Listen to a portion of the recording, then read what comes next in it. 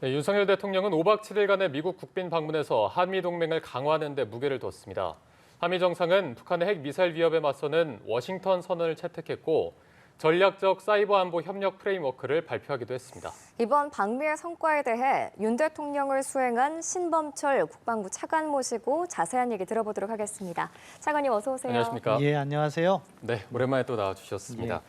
자, 저희가 워싱턴 선언 얘기를 먼저 해볼 필요가 있을 것 같습니다. 또 직접 함께 가셨던 만큼 국방부에서 파악하는 이번 워싱턴 선언 의미 좀 들어볼 수 있을까요? 예, 워싱턴 선언은 확장 억제와 관련해서 양국 정상 차원에서 확장 억제 협력을 한 차원 업그레이드 시키는 그러한 의미가 있다고 생각합니다. 네.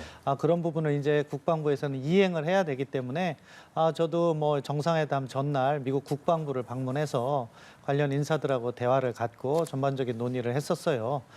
미국의 입장도 역시 확장 억제 관련해서 워싱턴 선언을 통해서 NCG, 뉴클리어 컨설테이브 그룹이라는 것을 만들기 때문에 그것을 어떻게 이행할 것인가 하는 부분과 관련해서 토의를 했고 그것을 통해서 미국이 제공하는 확장 억제의 수준을 한 차원 높여 나간다 하는 데 공감대를 형성했습니다. 네, 그런데 애초에 국내 일각에서 거론됐던 북한이 핵 공격을 하면 미국이 즉시 핵으로 보복하겠다. 이 내용은 들어가 있지가 않잖아요.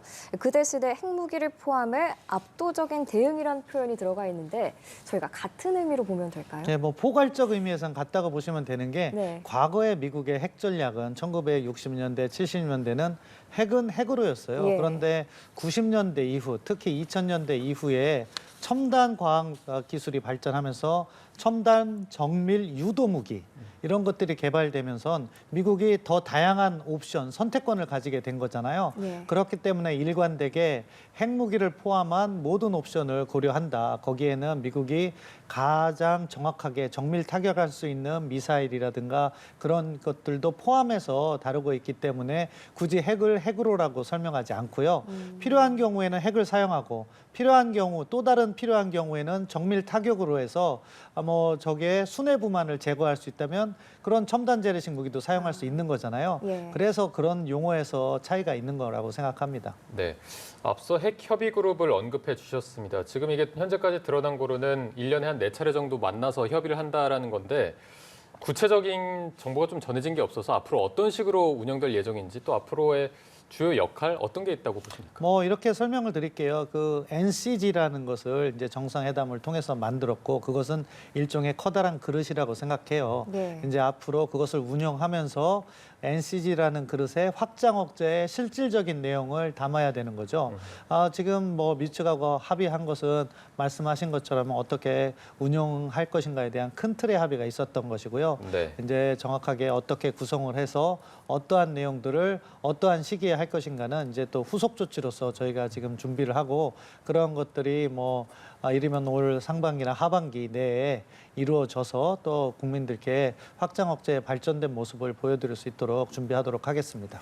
네, 이 NCG, 이 양국의 차관복급으로 꾸려진다고 알려졌는데 그럼 구체적으로 누가 대표를 맡는 건지 궁금하고 또 기존의 협의체들 비슷한 것들이 있었지 않습니까? 그것들과의 조율은 어떻게 되는지 궁금하거든요. 누가 대표를 맡냐면 차관복급이라고 얘기했잖아요. 국방부와 같은 경우에는 정책실장이 그 역할을 할 것이고 미국의 카운터파트가 있어요. 그 카운터파트와 아마 주도를 해서 할 것인데 세부 구성은 조금 더 미측과 협의를 하도록 하겠습니다. 그리고 다른 기구와 차이점이 있다는 것은 사실은 이게 일반적인 정책적 논의냐 아니면 구체적인 핵 운용, 확장 억제 운용이라는 군사적 측면의 협의냐 하는 차이가 있다고 봐요. 그러니까 기존에 있었던 EDSCG, 확장 억제 전략 협의체라고 하는데 그것은 양국의 외교 국방 차관이 만나서 포괄적인 논의를 하는 겁니다. 제가 국방부 차관이기 때문에 작년에 9월에 워싱턴에 가서 EDSCG를 개최했어요. 그때 보면 전반적인 북한 정세를 비롯해서 관련 정보도 있고 양측의 기본 정책 이러한 논의를 다 하는 거죠. 그렇지만 그런 논의를 하다 보니까 아주 구체적인 핵과 관련된 운용이라든가 확장 억제의 구체적인 활용 방안이나 이런 군사적인 부분까지는 깊게 들어가지 못해요. 근데 이제 이 NCG는 그런 포괄적 외교 국방 차원의 논의가 아니라 구체적인 군사적 차원에서 정말로 확장 억제가 위기 상황에서 어떻게 구현될 것이냐, 북한 핵과 관련된 정보를 갖다가 어떻게 공유하고 이러한 전반적인 과정을 어떻게 기획하고 관리할 것이냐 하는 그런 기획 부분, 그리고 TTX와 같이 운용 연습, 도상 연습을 하면서 문제점을 식별하고 그 문제점을 어떻게 바꿔갈 것이냐 하는 그런 부분에 중점적으로 논의를 할 거기 때문에 이것은 정말 확장 억제에 집중이 돼서 그것을 한 차원 더 업그레이드 시키는 그런 역할을 하는 기구다. 따라서 기존의 기구와 확실히 차별성이 있다, 이렇게 설명드릴 수 있겠습니다. 네, 그러면은 이 기존 협의체들은 그대로 유지가 되는 건가요? 그렇죠. 각각의 목적이 있는 거예요. 왜냐하면은 이것이 확장 억제가 구현되는 과정에서 그 상위 단계에서 한미 간의 큰 정책 조율이라든가 정세를 어떻게 인식할 것인가, 그런 것들이 조율이 돼야지 군사적 차원에서 또 그러한 세부적인 운영이 발전되지 않겠습니까? 네. 따라서 EDSCG 확장 억제 전략 협의체는 차관급 외교 국방 차관급 회의로 금년에 계속 개최할 예정에 있고요. 그런 걸 통해서 상위 차원에서 또 지침도 줄 수 있는 것이고, 다만 또 NCG 같은 경우에는 그러한 것들을 받아가지고 정말로 핵 운영이나 확장 억제 운영이 어떻게 될 것인가 하는 구체적 논의를 한다는 데 의미가 크다.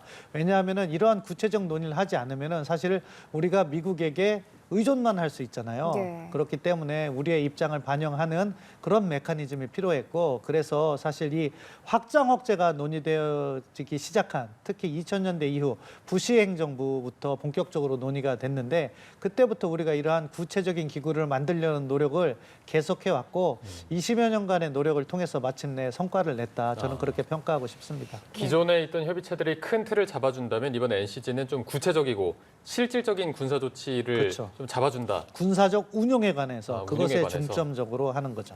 알겠습니다. 또 다른 사항을 좀 살펴보자면 미국이 이제 전략 핵 잠수함을 한 14척을 갖고 있습니다. 이 부분도 한국에 정례적으로 기항하기로 협의가 됐는데, 일단 뭐 정례적으로 기항하기로 협의됐다. 이거 자체가 주는 의미는 저희가 어떻게 봐야 되겠습니까? 그러니까 확장 억제의 가식성을 높여주고 과거에 오지 않던 전략 핵 잠수함까지 포함한 미국의 모든 전략 자산을 이렇게 가동해서 확장 억제의 실효성을 보장해준다 하는 전략적 의미가 있다고 생각합니다. 정확한 표현은요, 전략 핵 잠수함을 포함한 미국의 전략 자산을 정례적으로 이제 예. 전개하는 건데요. 그렇기 때문에 핵 잠수함만 오는 것이 아니고 전략 폭격기라든가 그밖에 미국의 전략 자산은 계속해서 올 겁니다.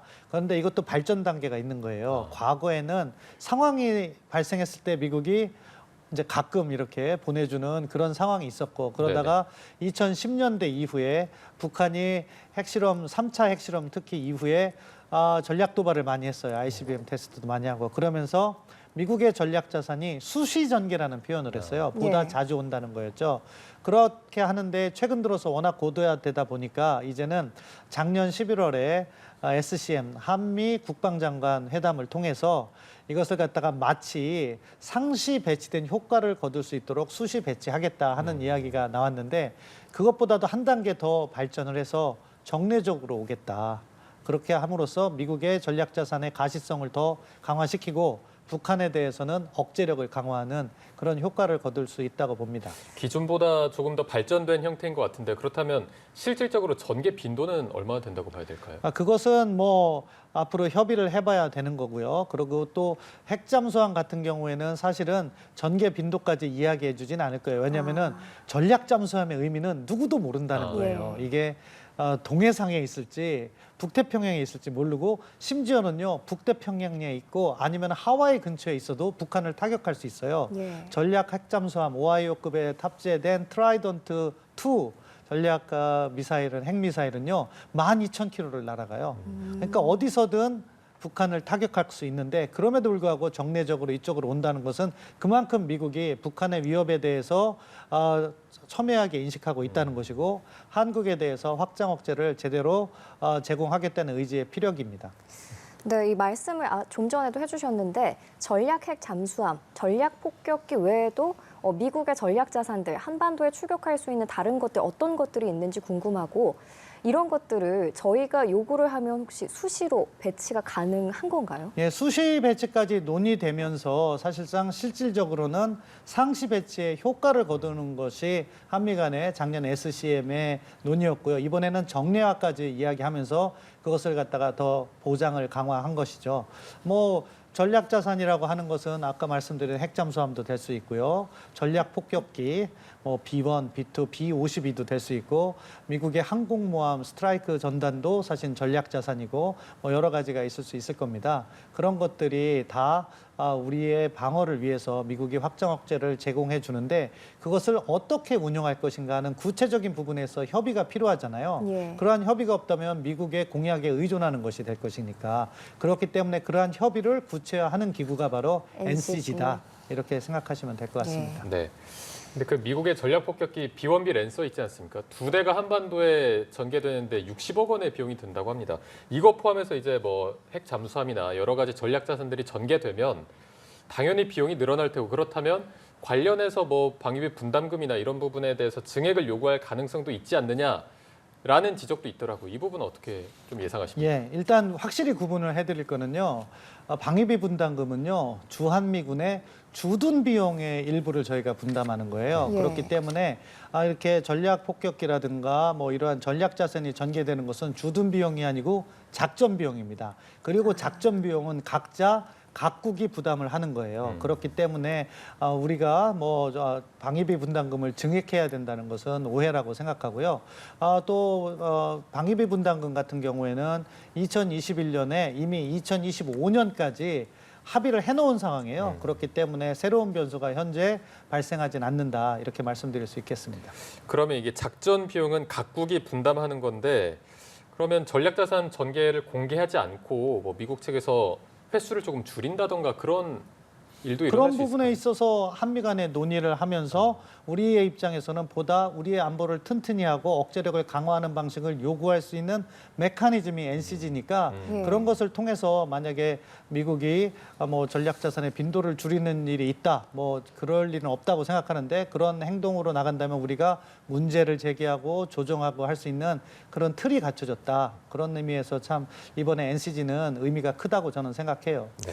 네, 그리고 이번 워싱턴 선언에서 새로운 범정부 도상 시뮬레이션도 도입하겠다고 명시가 됐죠. 그럼 도상 훈련에 이어서 핵 억제에 관한 연합훈련은 앞으로 어떻게 진행이 될 예정인가요? 예, 그러니까 이런 도상 훈련을 하면 여러 가지 문제점이 식별되잖아요. 예. 정보 공유 차원에서 우리가 필요한 정보는 이건데 뭐 미측에서 제공하지 않는다거나 또는 기획의 부분에 있어서 이러한 뭐 시나리오 같은 것이 필요하다거나 이런 것을 갖다가 저희가 식별을 하고 그러한 부분과 관련해서 필요에 따라서 훈련을 또 강화할 수 있는 그런 서로 상호 연계된 시스템을 만들어 나가야죠.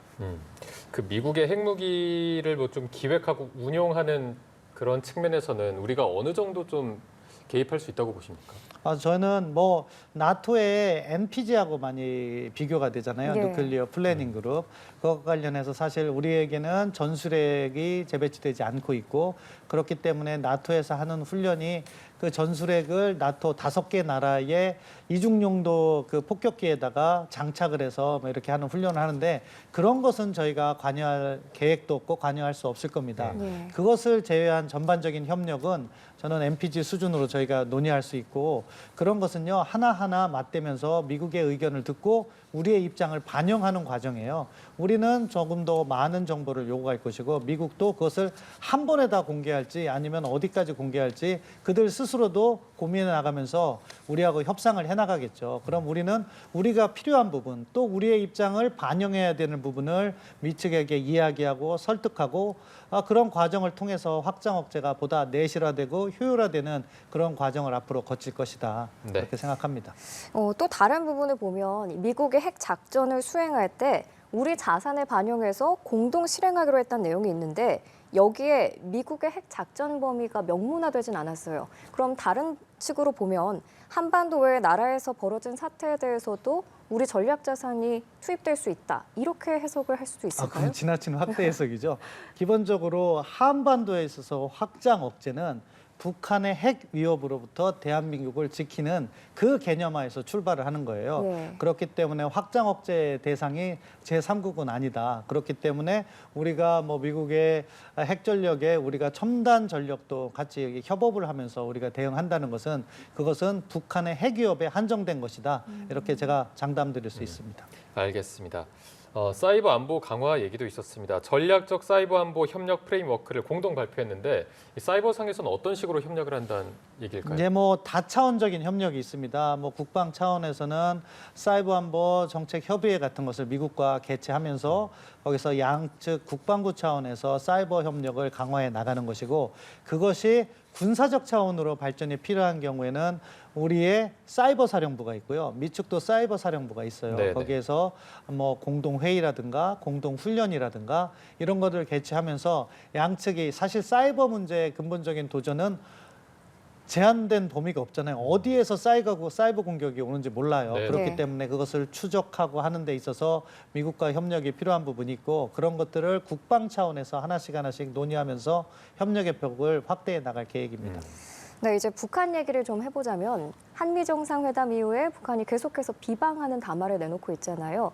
어떻게 보면 좀 도발을 위한 포석이 아닌가라는 생각이 드는데, 앞서서 정찰 위성을 예고한 바도 있고요. 좀 나아가서 핵실험 가능성까지 어떻게 보시나요? 저는 항상 열려 있다고 생각합니다. 지금 북한의 행동, 뭐 한미 정상회담을 비난하는 것은 그것을 통해서 대한민국의 대북 억제력이 높아졌기 때문에 그거에 대한 불만을 토로하는 거라고 생각해요. 네. 그런데 그 이전에 북한의 전략을 보면 핵 능력을 강화해 놓고, 그러한 강화된 핵 능력을 기반으로 한반도 정세를 북한이 주도하겠다는 그런 기본 대전략이 깔려 있다고 봅니다. 그러한 목표 하에서 북한은 전략 도발을 계속해 나갈 것으로 보이고, 말씀하신 것처럼 뭐 정찰위성 발사라든가 핵실험이라든가 기술적 준비가 된다면 언제든지 감행할 가능성이 있다. 그렇기 때문에 사실은 우리는 한편으로는 북한과 대화를 계속해서 추구하고 있습니다.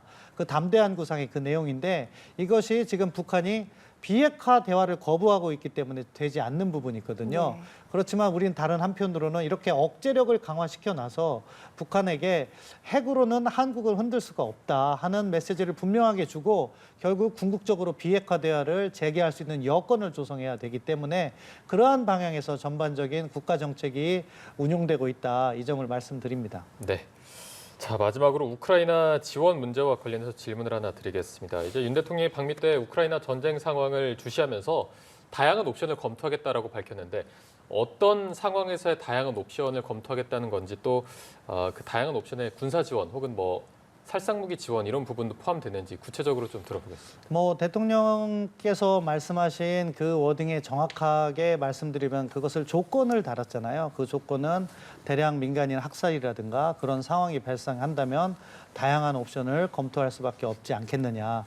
먼저 우리는 우크라이나와 관련해서 국제사회 협력에 계속해서 참여하고 있습니다. 네. 그런데 이제 말씀하신 부분까지 그것을 확장할 것이냐는 우크라이나 상황을 좀 더 면밀히 관찰하고, 정말로 대량 민간인 학살이라든가 그런 반인도적인 행위가 벌어진다면 국제사회의 책임 있는 당사국으로서 우리도 지금 하는 노력보다는 무언가 더 해야 된다는 그런 방향성을 가지고 대통령께서 언급을 하신 거라고 보고요. 그러한 부분은 우리가 상황을 예의주시하면서 신중하게, 그리고 필요한 조치를 해나가야 된다, 이렇게 말씀드릴 수 있겠습니다.